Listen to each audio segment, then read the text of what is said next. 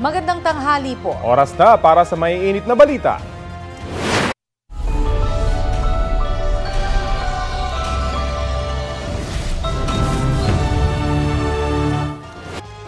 Dalawang araw bago ang Pasko, patuloy ang pagdagsa ng mga biyaherong uuwi sa probinsya sa mga terminal, pantalan at paliparan. Kaya nakatutok po ang GMA Integrated News tulad sa Parañaque Integrated Terminal Exchange na binabantayan ni Oscar Oida. Nasa naiya naman si Joseph Morong. Sa mga habol namang mamili ng panregalo, nasa Divisoria sa Maynila si Bernadette Reyes. Unahin na po nating silipin ang sitwasyon sa Parañaque Integrated Terminal Exchange o PITX. Kung saan po fully booked na ang mga biyahe ng bus hanggang December 31. May ulat on the spot si Oscar Oida. Oscar!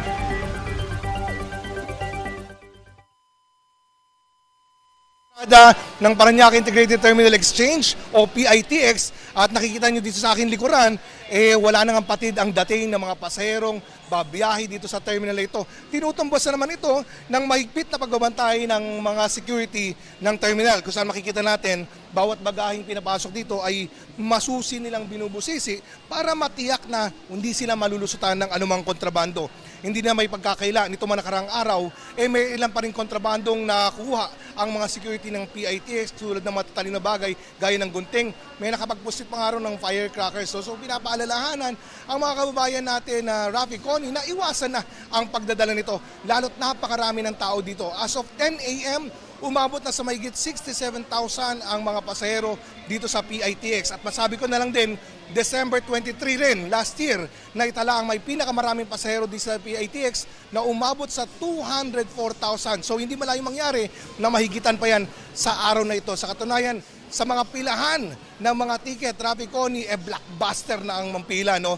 Buong tiyagang, pumipila, sa mahabang pila ang mga kabayan natin dyan, nagbabakasakali na makakuha pa ng ticket kahit ordinary dahil karamihan sa mga air condition na bus fully booked na sa mga sandaling ito. Una naman ang sinabi ng pamunuan ng PITX na handa sila magdagdag ng mga biyahe, matiyak lang na may masasakyan ng mga kapuso nating babiyahe dito sa PITX ngayong Pasko.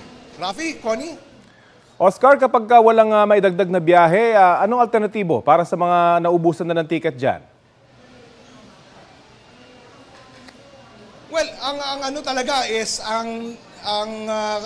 kung tatanungin yung pamunuan ng PITX, parang natitiyak nila na meron.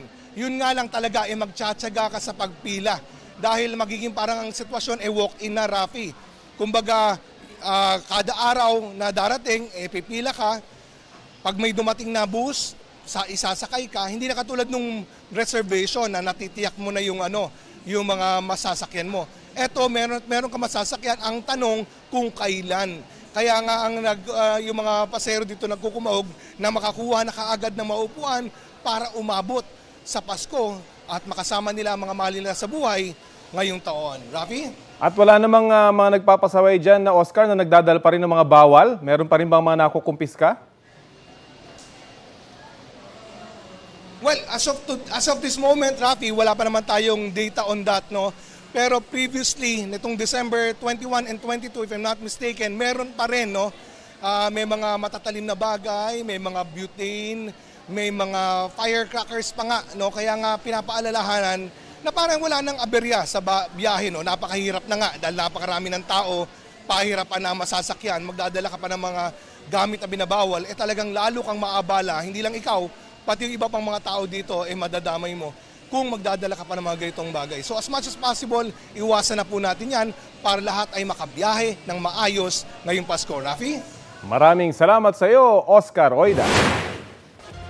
Pinili na ng ilang pasahero o biyahero na matulog sa mga terminal sa Quezon City para hintayin ang kanilang biyahe pa Bicol. Kasunod po yan ng delay ng kanilang biyahe dahil sa matinding traffic sa Camarines Sur. Balitang hatid ni James Agustin.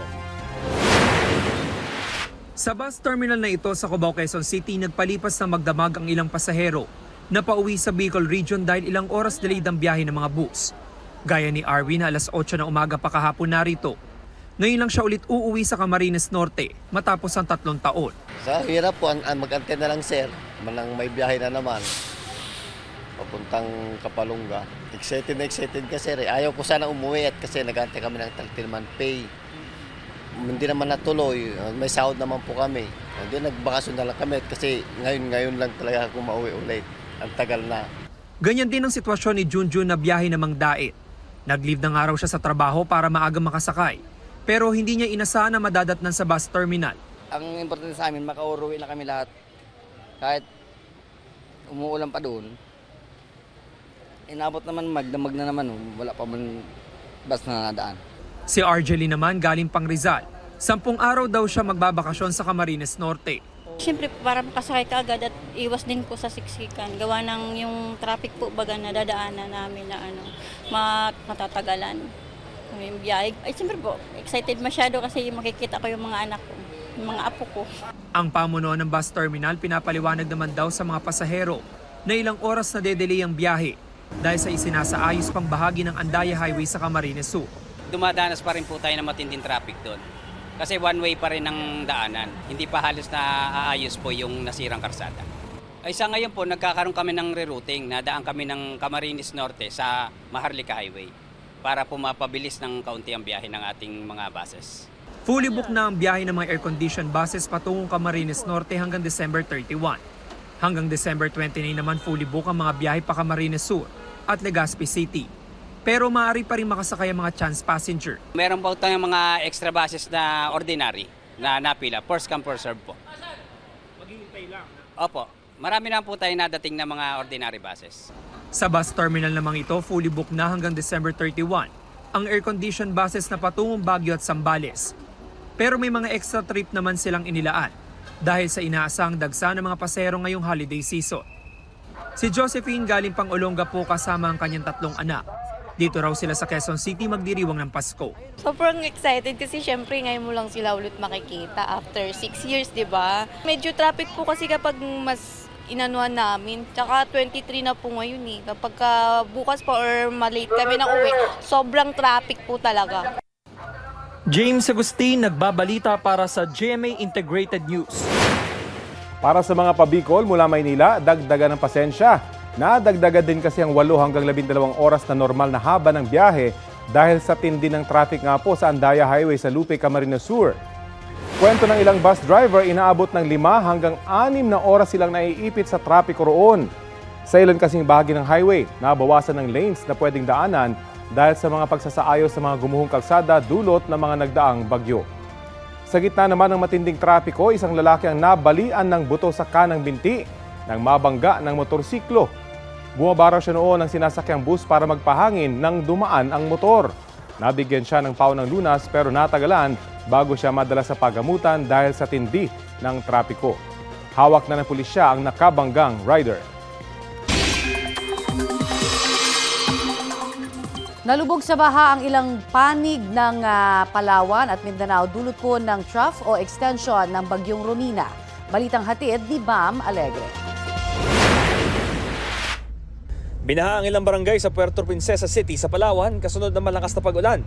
Mabagal ang daloy ng trapiko sa kalsada dahil sa tubig. Pinasok ng baha ang ilang bahay at gusali roon tulad na lang ng panaderyang ito kung saan inabot na rin ng tubig ang kanilang mga equipment. Base sa City Information Officer ng Puerto Princesa, hindi ordinaryo ang bumuhos na ulan sa lungsod. Bukod dito, nakadagdag pa raw sa pagbaha ang pagbara ng mga basura sa mga daanan ng tubig. Nakamonitor naman daw ang lokal na pamahalaan sa sitwasyon. Sa Pag-asa Island naman na bahagi rin ng Palawan, inilikas sa evacuation center ang mahigit 50 pamilya. Nakaranas kasi roon ng matinding pag-ulan kasabay ng malakas na hangin. May nakahanda namang food packs para sa kanila.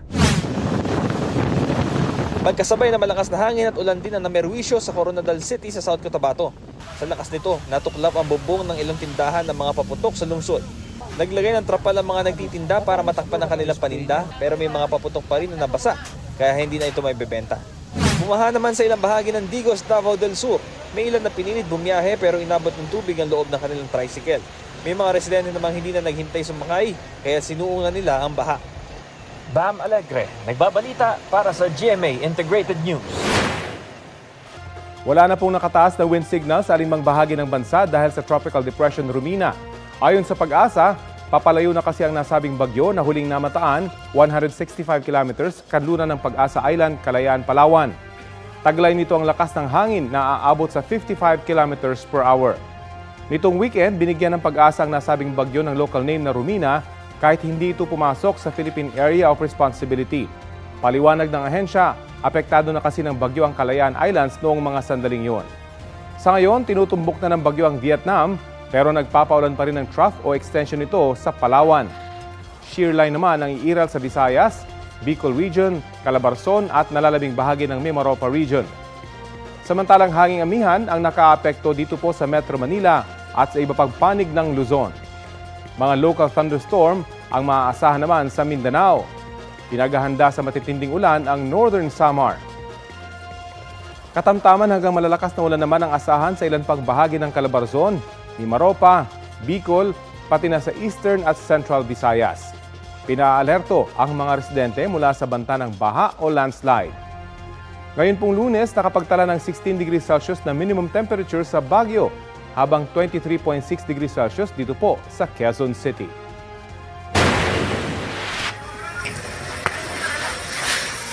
Nagliyab sa gitna ng kalsada ang truck na yan na may kargang ng mga dilata sa Lawag City, Ilocos Norte.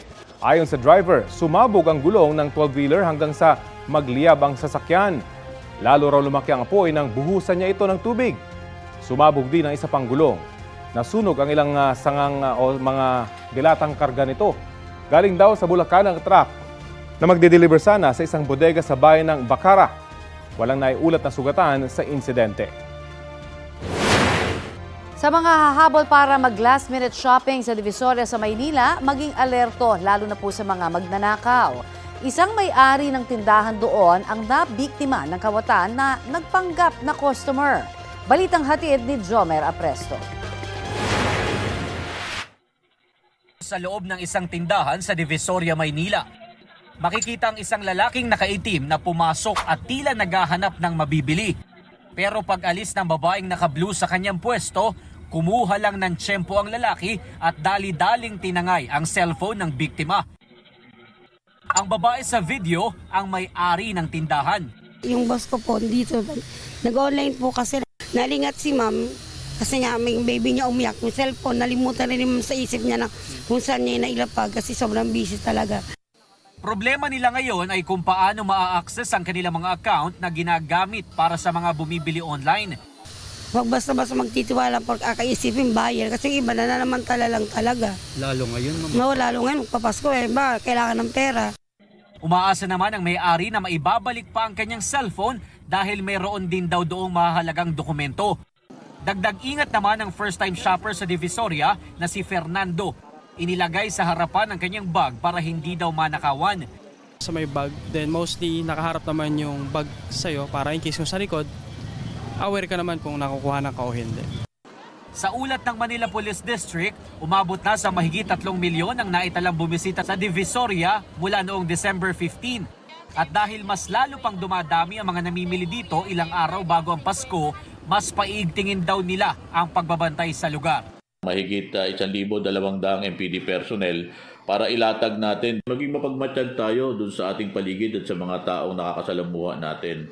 At iwasan na rin siyempre natin magdala ng malalaking halaga ng pera at magsuot ng mamahaling alahas. Jomer Apresto nagbabalita para sa GMA Integrated News.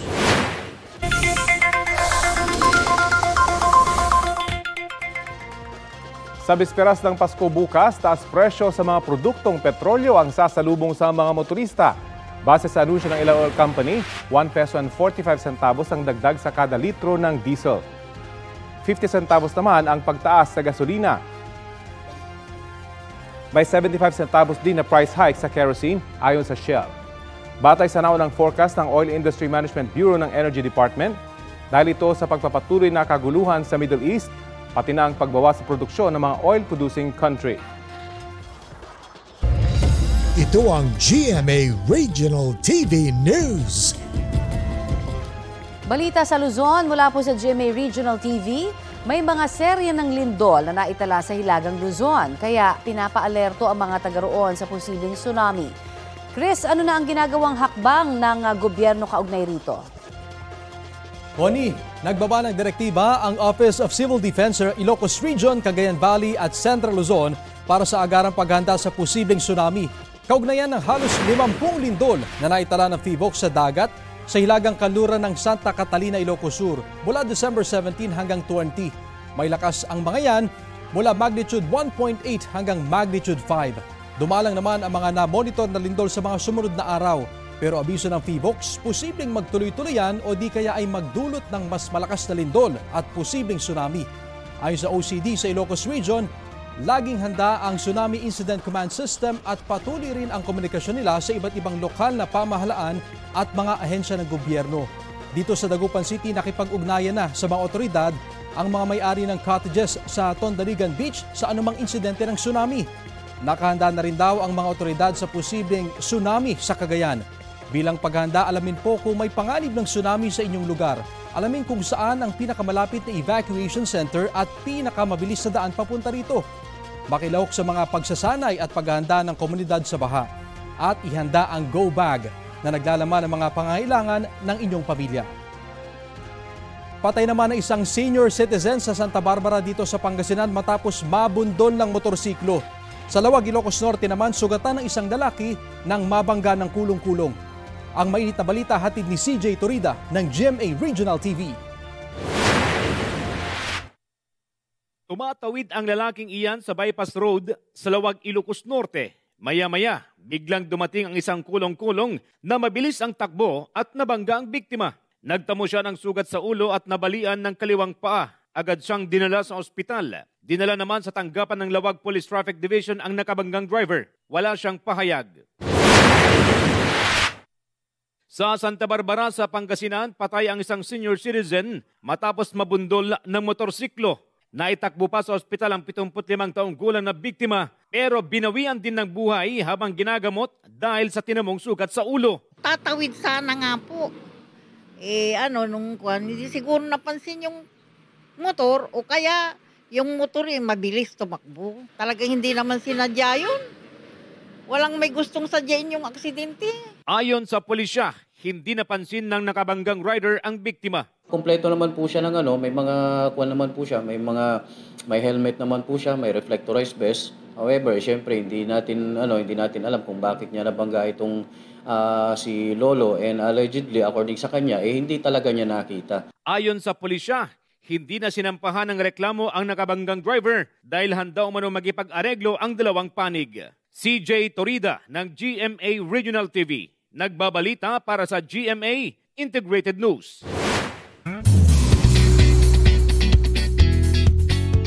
Mga mare at pare, nagningning ang mga bida ng 50th Metro Manila Film Festival sa Parade of Stars nitong weekend. Marami ang nag-abang sa iba't ibang kalsada sa Maynila para sa mga float. Kabilang ang sa Green Bones. Inspired ang float sa ilang importanteng element sa pelikula. Kabilang ang piitan sa San Fabian at ang Tree of Hope doon. All smiles naman sa pagkaway sa fans ang cast ng Green Bones sa pangunguna ni Dennis Trillo at Ruru Madrid. Kahapon, naghatid din ng saya at kilig si Dennis habang naglilibot sa ilang mall sa Cebu City para ipromote ang pelikula. Mainit naman ang pagtanggap sa kanya ng mga kapusong Cebuano. Good news para sa mga bibiyahe pa lang. Libre po ang toll sa ilang expressway sa Luzon sa mga piling oras ngayon pong holiday season. Sa anunsyo ng Metro Pacific Tollways Corporation, hindi magbabayad ng toll ang mga daraang motorista sa North Luzon Expressway, NLEX Connector, Subic-Clark-Tarlac Expressway o SCTEX, Cavite-Laguna Expressway o CALAX at Manila-Cavite Expressway o Cavitex simula po alas 10 ng gabi sa December 24 hanggang alas 6 ng umaga sa December 25. Ganyan din po ang oras para sa libreng toll na inanunsyo ng San Miguel Corporation para sa mga daraan naman sa South Luzon Expressway o SLEX, Southern Tagalog Artillery Road o Star Tollway, Skyway, NAIA Expressway at sa Tarlac, Pangasinan, La Union Expressway o TPLEX. Mauulit po ang libreng toll sa mga nabanggit na expressway simula alas 10 ng gabi sa December 31 at hanggang alas 6 ng umaga sa January 1, 2025. Hindi raw ipapasa ng House Quad Committee ang resulta ng kanilang investigasyon sa drug war ni dating Pangulong Rodrigo Duterte sa International Criminal Court.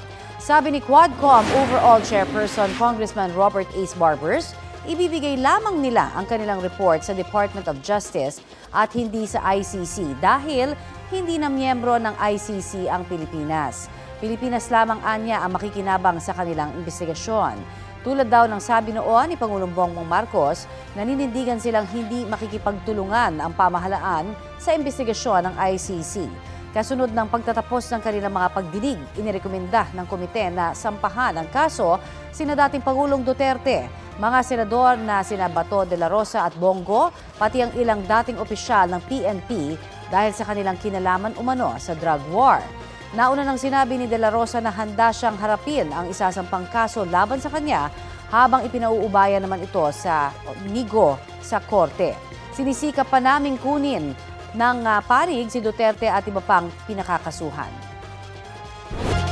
2 araw bago ang Pasko, marami pa rin ang last-minute Christmas shopper sa Divisoria, Maynila. May ulot on the spot si Bernadette Reyes. Bernadette! Rafi, bisperas na ng Pasko bukas pero marami pa ring humahabol mamili ng panregalo dito sa Divisoria sa Maynila. Kailangan lang magbaon kayo ng mahabang pasensya kapag ka mamimili dito, lalo na dito sa May Ilaya Street.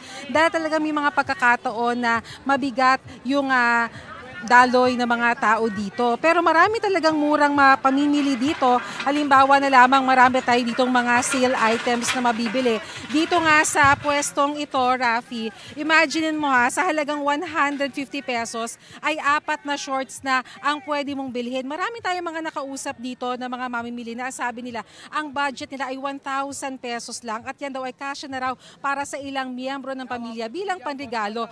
Actually, marami talaga ngayon mga kapuso natin ang namimili na lamang online dahil nga naman mas maginhawa pero iba pa rin talaga ang halina ng Divisoria. Kanina narinig ko ito si Kuya, sabi niya dito raw mamili sa Divisoria. Sir, live po tayo sa Balitang Hali. Anong pangalan po ninyo?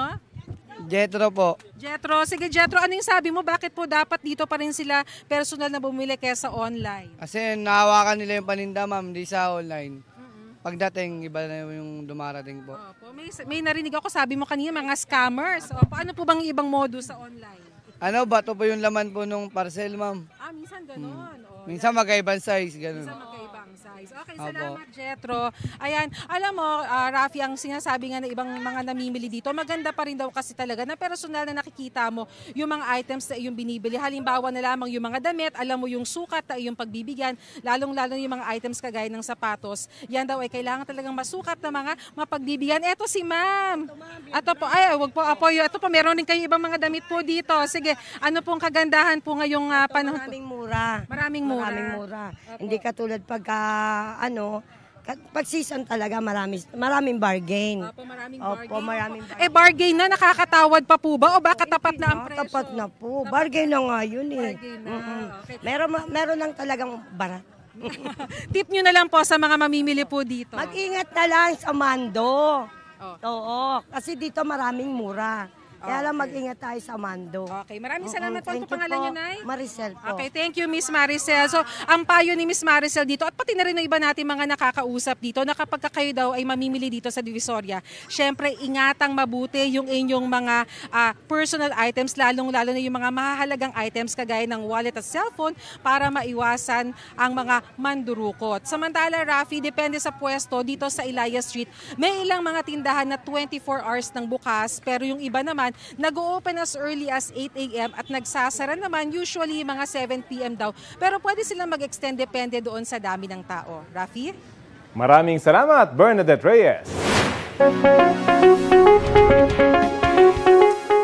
Ngayong kabi-kabila na nga ang parties and gatherings, dapat maging alerto rin po tayo sa ating kalusugan ayon sa ilang mga doktor. Babala po ng mga doktor tuwing holiday season ay dumarami po ang insidente ng stroke, heart attack at iba pang sakit sa puso. Dahil daw yan sa hindi maingat na pagkain, pag-inom ng alak at stress. Mas mataas daw ang risk ng stroke sa mga nakatatanda at may mga pre-existing condition. Ayon nga sa isang pag-aaral sa Norway, deadliest time of the year ang 3 araw pagkatapos ng Pasko. Para maging healthy ngayong holidays, iwasan ang sobrang pagkain at pag-inom at mag-exercise din. Kaugnay nga po ng mga handaan pati ang iba pang paraan ng pagdiriwang ng Pasko at Bagong Taon, kausapin natin si Department of Health Spokesperson, Assistant Secretary Albert Domingo. Welcome po sa Balitang Hali. Magandang umaga, Connie. Maligayang Pasko sa lahat ng ating mga kapuso na nakikinig at nanonood. Advance Merry Christmas po sa inyo at ito na nga, no? Hindi na ho talaga naiiwasan ng iba na syempre pumunta sa mga handaan. At sabi nga ho ng ilan, minsan lang naman daw kasi sa isang taon to. Pero papaano ba matitiyak ko na hindi ito hahantong talaga sa tinatawag ng DOH na Holiday Heart Syndrome? Yes, Connie, no? So meron tayong madaling tandaan na paalala mula sa DOH para meron tayong Ligtas Christmas. Pangalan ng aming kalihim, no? TED, T-E-D. Yung T ay tamang pagkain. Ano ba yung tamang pagkain? Umiwas tayo o bawasan natin yung mga pagkaing Pagkaing masarap, hindi naman masarap, pagkaing maalat, mataba at masyadong matamis. Yung tatlong mga bagay na yun ay hinahinay tayo. Pwede naman tumikim or tignan natin yung pinggang Pinoy. Kalahati ng plato ay prutas at gulay. Isang kapat lamang yung carbohydrates, kasama na yung pasta at yung kanin. Tapos yung isang kapat naman yung ating karne. Yung E, Connie, is ehersisyo. Galaw-galaw tayo para wag maagang pumanaw kasi ang daming kinakain, no? And yung D is disiplina sa katawan. Wag tayong uminom, lalo na kung tayo ay magmamaneho kasi banggaan ang mangyayari dyan. Alright, pero madali pong sabihin, sabi nga, di ba, na mag-ingat yung mga naka-maintenance na at may mga dati ng diagnosis. Pero paano naman yung may mga akala nila, ang lusog-lusog pa nila, di ba? Siguro ang maganda gabayan niyo po sila kung ano yung mga early signs na maaaring sabihin natin na may kaugnayan na sa Holiday Heart Syndrome, gaya po ng stroke, yung mga nakakaramdam na ng ito po, yung mga ibang senyales niyan. Yes. Sige, Connie, yung binabanggit natin na Holiday Heart Syndrome. So baka isipin ng ating mga kapuso na lahat ng tao nagkakaroon ng ganyan. Yun ay nangyayari kung tayo ay nagkakaroon ng sinasabing binge drinking, yung sobrang lasing na lasing. Dahil pag masyado mataas yung alcohol sa ating dugo, nagkakaproblema dun sa bahagi ng puso na nagsasabi kung paano yung tibok niya. Yun yung Holiday Heart Syndrome. So ang solusyon po dyan ay wag po tayong uminom nga ng kahit na anong alcohol at ano yung mga simptomas. Kasi pag Holiday Heart Syndrome, usually yung mga symptoms na yan na parang may nararamdaman kang kakaiba na tibok ng puso mo pero hindi siya pag-ibig, Connie, ha? Oo Kakaibang naman. pagtibok siya.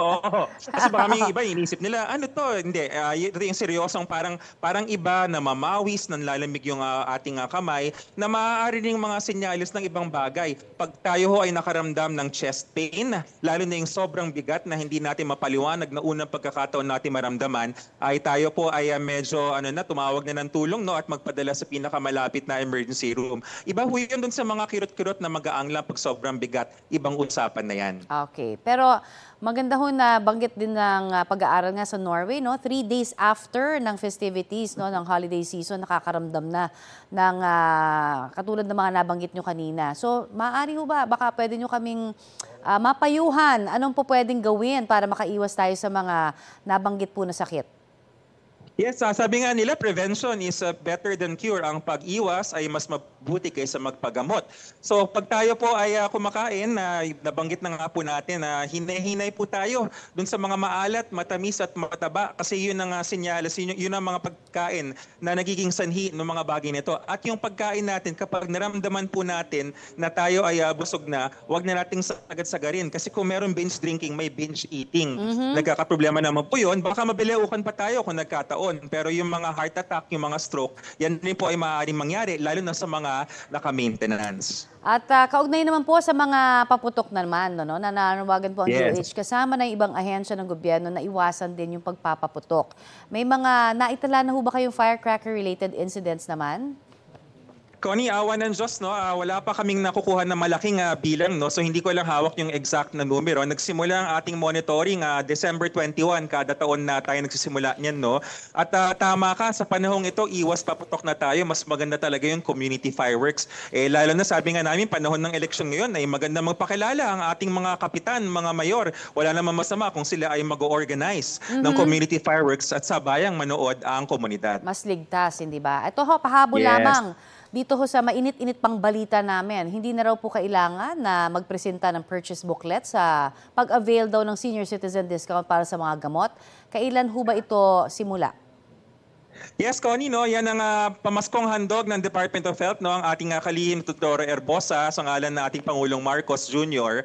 na yun pong dating kailangan na purchase booklet, yung patang sa ating mga lolo't lola na kalakip ng, usually may kasama yung reseta at saka yung kasamang ID. Napansin ho ng DOH na parang madalas naiiwanan or nawala. Tas dahil lang doon, hindi nabibigyan ng discount. Binasa po ng ating kalihim at ng mga abogado niya ang batas, hindi naman nakalagay sa batas na required yung purchase booklet. So para padaliin natin ang buhay ng ating mga mahal na lolo't lola, lalo ngayong Pasko, immediate yung effect po yan, no? Sa mga nakikinig po ng farmasya, simple lang po ang gagawin, wag na ho nating hanapin yung purchase booklet. At lahat po tayo, happy and merry ang Christmas. Okay, ano lang ang ipepresenta? Just so that hindi naman maabuso ito. Ay, oo nga.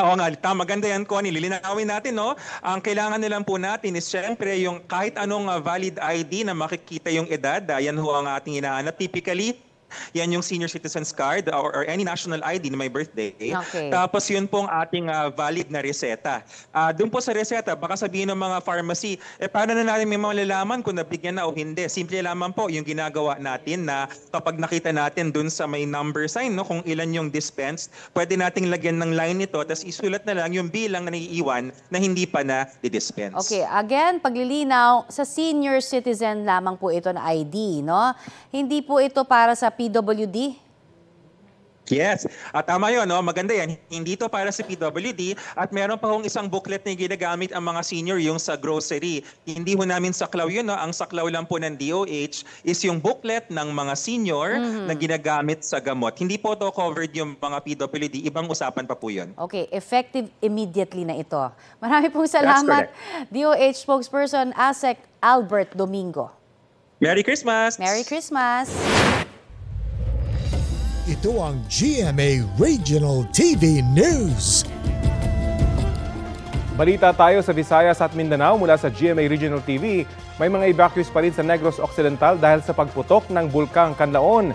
Cecil, kumusta na mga Pasko ng mga evacuees doon?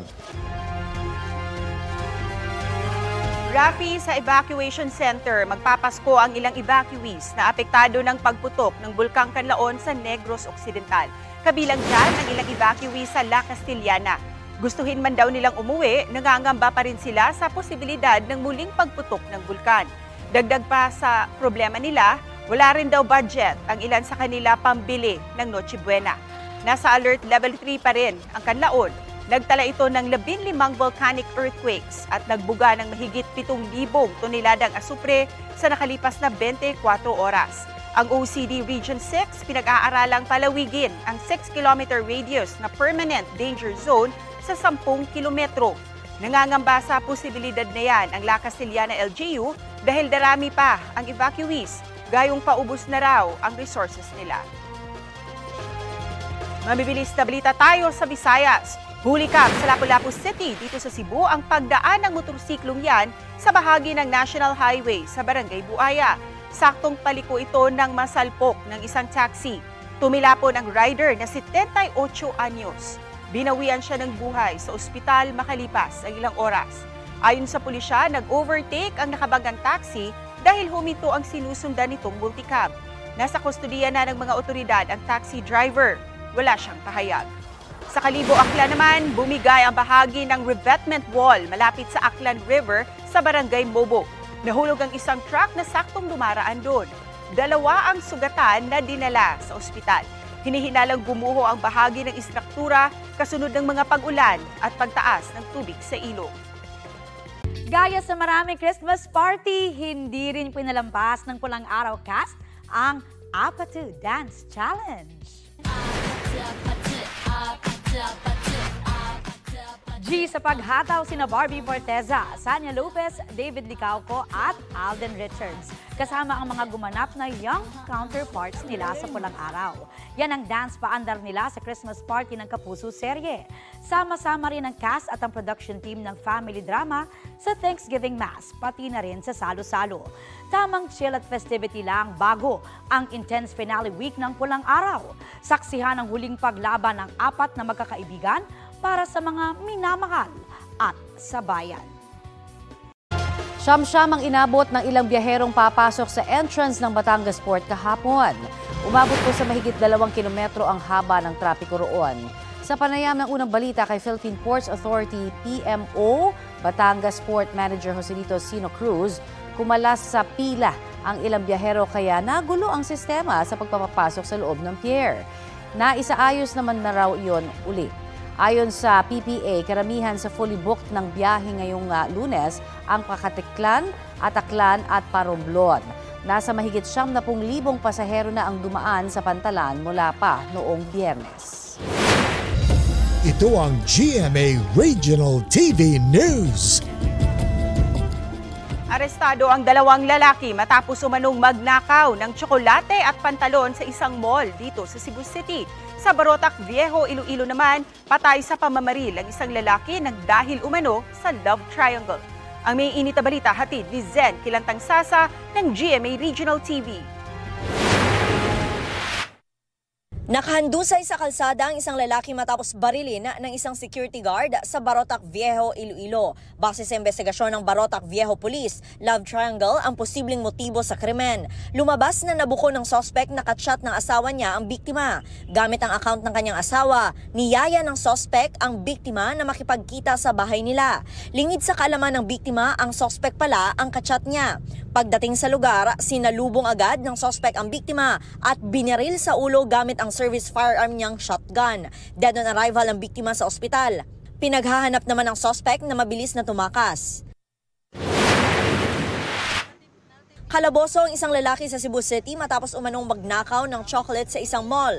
Ayon sa pulisya, nahuli ng mga gwardya ang lalaki. Bukod sa chocolate, nagnakaw din siya ng 2 pakete ng cable wires. Umabot daw sa mahigit 2,000 piso ang halaga ng mga item. Actually, modus na hindi nila, ma'am, no, kay base sa ato ang records. Nanani siya yung mga records nga nadakpan po siya sa maging mga buwan sa lain niya police station sa Cebu Province. Tumangging magbigay ng pahayag sa media ang suspect, pero kwento niya sa mga pulis, ninakaw niya ang chocolates para iregalo sa kanyang 2 anak. May naaresto ring isa pang lalaki matapos magnakaw umano ng mamahaling pantalon. Itinanggi ng suspect ang paratang. Zen Kilantang Sasa ng GMA Regional TV nagbabalita para sa GMA Integrated News. Simula po ngayong araw, ipapasok na sa sirkulasyon ng pera sa Greater Manila area ang mga bagong polymer banknotes. At kaugnay niyan at iba pang pag-iingat sa pera ngayong holiday season, kausapin natin ang Deputy Director ng Banknotes and Securities Production Management Department ng Bangko Sentral ng Pilipinas na si Joseph Alcala. Magandang umaga at welcome po sa Balitang Hali. Magandang hapon po. Magandang umaga po, Sir Rafi. Opo, kailan naman po ito makakarating, itong mga banknotes na ito sa iba pang panig ng Pilipinas? So katulad po ng sinabi nyo kanina, simula po ngayong araw, mag-i-issue na po or lalabas na po sa bangko natin ang ating mga bagong polymer banknotes. Kasama po dito ang 500, 100, and 50 piso polymer banknotes. At pagdating po ng January 2025, ito po ay available na rin po sa ibang bahagi ng ating bansa. Yun, swerte ng mga taga Metro Manila. No? Pero unang-una siguro pakipaliwanag nga po sa mga manonood, bakit daw kailangan palitan ng polymer banknotes, yung mga perang papel? At meron na ba tayo dating ganitong klase ng pera? Una-una po, wala pa ho. Ito po ay una pa lamang sa ating bansa. So ito po ay bilang pagtugon ng BSP sa patuloy na nagbabagong pangangailangan ng ating mga Pilipino. Nilaunch po natin ang bagong series ng banknotes na Smarter, Cleaner at Stronger. Karagdagan po ito sa 1,000 piso polymer banknotes na nilaunch po natin noong 2022. Ang BSP ay naglabas po nito ng 500, 100 piso at 150 piso polymer banknotes na bubuo sa First Philippine Polymer Banknote Series po. Ito pong mga polymer banknotes po natin ay may advanced at sophisticated na security features. So, expected rin po na mas mahaba po ang lifespan po nito. So, meaning hindi na po siya katulad ng papel na polymer papel na pera po natin na mas maikli po ang buhay. Kadalasan po kasi ang papel na pera po natin ay bumabalik po sa sirkulasyon ng minsan po mababa pa sa 1 taon. Okay. Inaasahan rin po natin ito na mas malinis po ito dahil resistant po ito sa water, oil at dirt. Okay. May nagtatanong rin po kaugnay sa pagkawala ng ilan nating mga personalidad, mga bayani at mga dating presidente na nakasalayang nakalimbag sa pera. Ano po masasabi ng BSP rito? Opo, patuloy po nating ino-honor at fini-feature po natin ang ating mga national heroes at natural wonders po sa ating perang papel. At dito po sa Polymer Banknote Series po na to, fini-feature po natin dito ang rich biodiversity ng ating bansa sa pamamagitan ng pag-showcase po ng different wildlife mula Luzon, Visayas hanggang Mindanao. So sa 1,000 piso po makikita po natin dito yung Philippine Eagle na makikita po natin sa Mindanao. Sa 500 piso naman po makikita natin dito ang Visayan Spotted Deer na makikita sa Visayas. Ang sa 100 piso naman po ang Palawan Peacock Pheasant na makikita po natin sa Palawan at sa 50 piso naman po ang Visayan Leopard Cat na makikita po natin din sa Visayas. Okay, sige po, abangan po natin yung paglabas ng mga bagong pera na yun. Maraming salamat po sa inyo. Maraming salamat po, Sir Rafi. Maraming salamat po sa lahat. BSP Banknotes and Securities Production Management Department Deputy Director Joseph Alcala.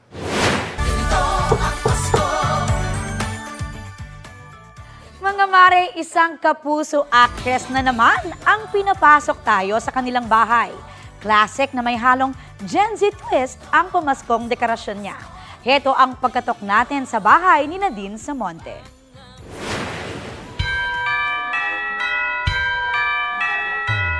Simple and classic. Ganito ang disenyo ng Christmas tree ni Sparkle and Forever Young star Nadine Samonte. Napapalamutian ito ng green, red, and gold ornaments na nakalakihan daw ni Nadine na Christmas colors. Ang kanyang mga anak, nagsasabit din daw ng candies and biscuits. Pero ang kanilang simple and classic Christmas theme, may twist. Dahil kasama raw sa kanilang dekorasyon ang collection of toys ni Nadine. Last year, sobra yung Christmas namin. Marami kaming Santa, This year, sabi ko, ilalabas ko na lang muna yung mga toys. Toys muna. Yung parang let's feel happy and forever young. Ang kanyang toy collection, special daw para sa kanya. Daroon din ang ibinigay sa kanya ni Kapuso Primetime Queen Marian Rivera. Bawat collection ko may meaning. Parang like, I want this one kasi it reminds me of my daughter. I want Skull Panda, it reminds me of my other daughter. Yung si Dimu, parating pa lang may big Dimu from States, it reminds me of my son naman. Pagpasok naman ng bahay ni Nadine, bukod sa Christmas decors, agaw pansin ang painting na ito na sumisimbolo raw sa kanilang pamilya. Pagpasok sa bahay mo, ito yung makikita. Yes. This is representation of our family. So Richard, me, Heather, Titus, and Harmony. Tapos lahat ng gusto namin mangyari, lahat ng gusto namin ma-achieve. At saka kailangan lagi nandyan, like yung faith, yung happy kami, family, complete family. Ang kanyang added toy collection, mas nakakadagdag daw ng Christmas cheer and joy sa kanilang family to make them feel young and happy. Christmas siya, pero may halong toys na favorite ko. Di ba minsan pag pumasok sa isang bahay na puro Christmas decor na lang, parang, okay, it's Christmas. Pero if you go inside my house and you see some decoration of toys and all, it's different. It's a different Christmas. Parang ganun yung gusto ko ma-feel. Aubrey Carampel nagbabalita para sa GMA Integrated News. Kumustahin naman natin ang daloy ng trapiko sa South Luzon Expressway o SLEX. May ulat on the spot si Mav Gonzalez. Mav! Rafi, maluwag ang daloy ng trapiko dito sa South Luzon Expressway ngayong umaga. Kanina bandang mga 10:30 a.m. ay nagkaroon ng bahagyang pagsisikip ng daloy doon sa bandang Southwoods dahil sa aksidente sa San Pedro, Laguna. Pero na-clear naman ito agad at ngayon ay light traffic na lang ang nararanasan sa buong kahabaan ng SLEX. Ayon sa Traffic Monitoring Center, marami nang bumiyahe para sa holidays nung Biyernes at Sabado at kahapon hanggang ngayong Lunes wala pa masyadong bumabiyahe. Pero hindi pa raw nila masabi kung dadami ulit ang babiyahe mamayang hapon. Nakahanda naman ang ambulance tellers at patrollers sakaling bumigat ang daloy ng trapiko sa SLEX. Meron ding mga ambulansya at towing service na nakaantabay para sakaling may mangyari makakaresponde sila agad. Rafi, as usual sa mga exit naman talaga nagkakaroon ng pila, bahagya. Pero sa ngayon, in general ay maluwag ang daloy ng trapiko dito sa SLEX. Rafi? Maraming salamat, Mav Gonzalez. Nabasag nang naiya ang record nito sa dami ng mga pasaherong dumaan doon itong weekend. May ulat on the spot si Joseph Morong. Joseph?